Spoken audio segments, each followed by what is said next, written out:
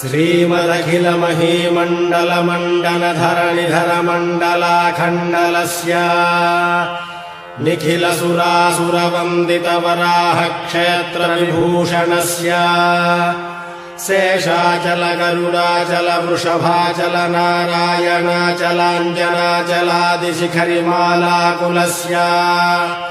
नादमुखबोधनिधिवीधिगुणसाभरण सत्त्वनिधि तत्त्वनिधि भक्तिगुणपूर्ण श्रीशैलपूर्णगुणवशं वद परमपुरुषकृपापूर विभ्रमदतुङ्गशृङ्गगणद्गगनगङ्गासमालिङ्गितस्य